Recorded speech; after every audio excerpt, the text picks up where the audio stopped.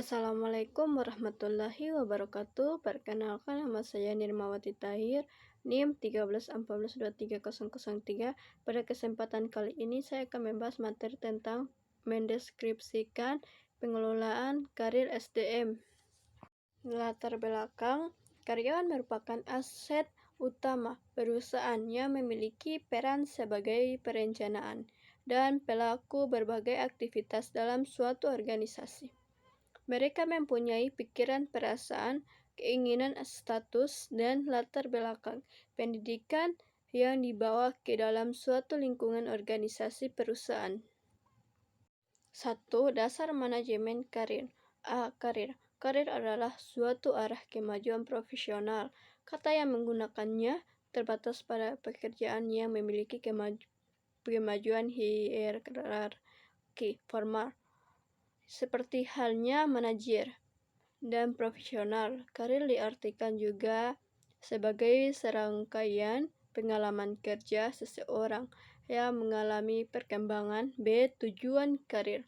Tujuan atau sasaran karir adalah posisi atau jabatan tertentu yang dapat dicapai oleh seorang pegawai bila yang bersangkutan memenuhi semua persyaratan dan kualifikasi yang dibutuhkan untuk melaksanakan jabatan tersebut. C. Konsep manajemen karir. Menurut Descherer 1997, kegiatan personalia seperti penyaringan, pelatihan, dan penilaian fungsi untuk dua peran dasar dalam organisasi, yaitu A. Peran pertama. Peran tradisional adalah menstafkan organisasi, mengisi posisi-posisinya dengan karyawan yang mempunyai minat, kemampuan, dan keterampilan yang memenuhi syarat. B. Peran kedua adalah memastikan bahwa minat jangka panjang dari karyawan dilindungi oleh organisasi dan bahwa karyawan didorong untuk bertumbuh dan merealisasikan potensi secara penuh. Sambungan nomor 1. Dasar manajemen karir. D. Proses manajemen karir. Tahap 1. Cair exploration didasarkan pada tingkat exploration behavior, dikembangkan oleh vocational psikologis. Exploring behavior, mental atau fisik aktivitas seseorang. Dalam hal ini diperlukan informasi mengenai individu tersebut dalam lingkungan. Tahap 2. Development of career growth. Menurut growth setting theory, tujuan akan mempengaruhi perilaku melalui direct attention stimulating effort serta facilitating the development strategies. Roque dan Radham mempunyai kemampuan dan keahlian lewat pengalaman kerja. Tahap 3. Political system, terutama pada perusahaan yang kuasi-matrik seperti perusahaan telekomunikasi, akuntansi, dan proyek-proyek kompleks yang ada dalam organisasi. E. Pedoman dalam manajemen karir. Hindarkan kejutan realitas. B. Berikan tinjauan pekerjaan yang realistik dalam perekrutan. Bersikap menuntut. Adakan rotasi pekerjaan dan pelacakan pekerjaan. Tingkat penilaian prestasi yang berorientasi pada karir, dorongan aktivitas perencanaan karir. 2. Peran dalam pengembangan karir. Karyawan, manajer, pengusaha semua berperan dalam perencanaan, pengarahan, dan pengembangan karir karyawan. Walaupun karyawan harus bertanggung jawab penuh bagi pengembangan dan kesuksesan karirnya. Untuk karyawan individual, proses perencanaan karir berarti menyesuaikan kekuatan dan kelemahannya dengan kesempatan dan ancaman pekerjaan. Peran karyawan mengembangkan tanggung jawab atas karir sendiri, menilai minat, keahlian, dan nilai-nilai, mencari informasi karir, dan sumber daya, menyusun tujuan dan perencanaan karir, memanfaatkan kesempatan pengembangan, ikut berencana karir yang realistis. 3. Mengatur promosi, demosi, dan pemindahan mutasi karyawan serta pemutusan hubungan kerja separation pegawai. Yang pertama, promosi. Peran dan pengertian promosi karyawan. Promosi memberikan peran penting bagi setiap karyawan, bahkan menjadi idaman yang selalu dinanti-nanti. Dengan begitu, promosi memberikan status sosial, wewenang, tanggung jawab, serta penghasilan yang semakin besar bagi karyawan. B. Asas-asas promosi. Karyawan asas promosi harus dituangkan dalam program promosi secara jelas sehingga karyawan mengetahui perusahaan mempunyai pegangan untuk mempromosikan karyawan. Asas-asas promosi adalah A. Kepercayaan, B. Keadilan, C. Informasi. C. Dasar-dasar promosi. Program promosi hendaknya memberikan informasi yang jelas untuk mempromosikan seseorang karyawan dalam perusahaan tersebut.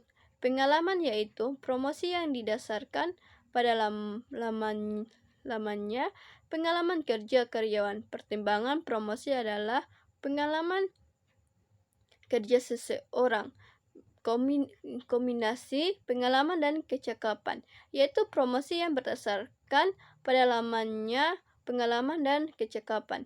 Pertimbangan promosi adalah berdasarkan dinas, ijazah pendidikan formal yang dimiliki, dan hasil ujian kenaikan golongan.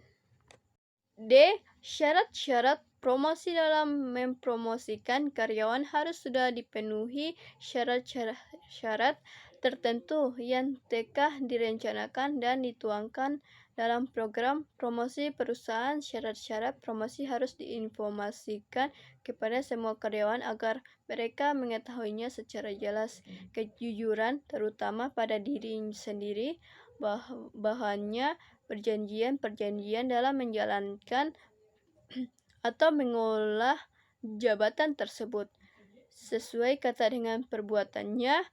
Disiplin pada dirinya sendiri, tugas-tugasnya, serta mentaati peraturan yang berlaku, baik tertulis maupun kebiasaan. Prestasi kerja, yaitu karyawan itu mampu mencapai hasil kerja yang dapat dipertanggungjawabkan, kualitas maupun kuantitas, dan bekerja secara efektif dan efisien. Kerja sama secara harmonis dengan sesama karyawan, baik horizontal maupun vertikal, dalam mencapai sasaran perusahaan. Loyalitas dalam membela perusahaan atau korps. Hindari tindakan yang merugikan perusahaan atau korpsnya. Kepemimpinan, yaitu harus menjadi panutan dan pengoleh personality authority yang tinggi dari para bawahannya. Komunikatif, yaitu komunikasi secara efektif dan mampu menerima atau mempersepsi informasi dari atasan maupun dari bawahannya dengan baik sehingga tidak terjadi miskomunikasi. Tujuan promosi. Untuk memberikan pengakuan jabatan dan imbalan jasa yang semakin besar kepada karyawan yang berprestasi tinggi, dapat menimbulkan kepuasan dan kebanggaan pribadi, status sosial yang semakin tinggi, dan penghasilan yang semakin besar.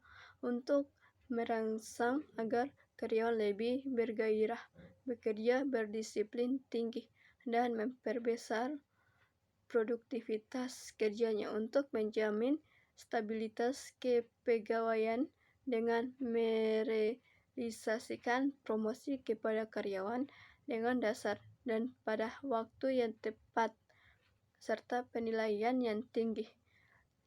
Kesempatan promosi dapat menimbulkan keuntungan berantai dalam perusahaan karena timbulnya lowongan berantai. F. Jenis-jenis promosi. Jenis promosi yang dikenal.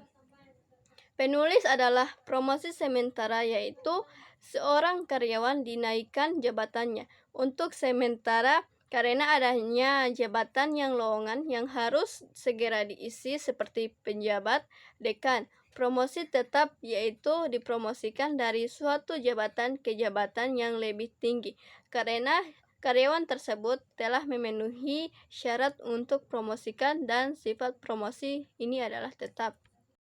Mengatur promosi, demosi, pemindahan, mutasi karyawan, dan pemutusan hubungan kerja (PHK) adalah bagian penting dari manajemen sumber daya manusia dalam suatu organisasi. Berikut adalah beberapa poin yang perlu dipertimbangkan dalam mengatur hal-hal tersebut. A. Kriteria dan kebijakan. Penting untuk memiliki kriteria yang jelas dan kebijakan yang terstandarisasi untuk promosi, demosi, pemindahan, dan PHK. B. Penilaian karyawan. Sebelum melakukan promosi, demosi, atau pemindahan, penting untuk melakukan penilaian karyawan secara objektif. Ini dapat meliputi evaluasi kinerja, penilaian kompetensi, dan wawancara yang relevan. C. Kesempatan pengembangan. Penting untuk memberikan kesempatan kepada karyawan untuk mengembangkan keterampilan dan pengetahuan mereka. Ini dapat dilakukan melalui pelatihan, pendidikan lanjutan, atau penugasan proyek khusus. D. Komunikasi dan konsultasi. Proses promosi, demosi, pemindahan, dan PHK harus disertai dengan komunikasi yang jelas dan konsultasi dengan karyawan terkait. E. Pemutusan hubungan kerja (PHK). Jika terjadi kebutuhan untuk mengakhiri hubungan kerja dengan seorang karyawan, proses PHK harus dilakukan dengan penuh perhatian dan keadilan. B. Keadilan dan konsistensi. Penting untuk memastikan bahwa keputusan terkait promosi, demosi, pemindahan, dan PHK dilakukan secara adil dan konsisten. Perlakukan setiap karyawan dengan objektivitas dan hindari diskriminasi atau nepotisme. G. Evaluasi dan pemantauan. Setelah promosi, demosi, pemindahan, atau PHK dilakukan, penting untuk melakukan evaluasi dan pemantauan terhadap hasilnya. Kesimpulan dari saya, pelatihan merupakan salah satu cara untuk menjadikan sumber daya manusia yang lebih berkualitas. Pelatihan sendiri lebih terarah pada peningkatan kemampuan dan keahlian SDM organisasi yang berkaitan dengan jabatan atau fungsi yang menjadi tanggung jawab individu yang bersangkutan saat ini. Current job oriented. Dengan adanya pelatihan yang baik tentunya menjadikan peningkatan kinerja individu dalam jabatan atau fungsi saat ini. Sekian dari saya, apabila ada kesalahan kata tolong dimaafkan. Wassalamualaikum warahmatullahi wabarakatuh.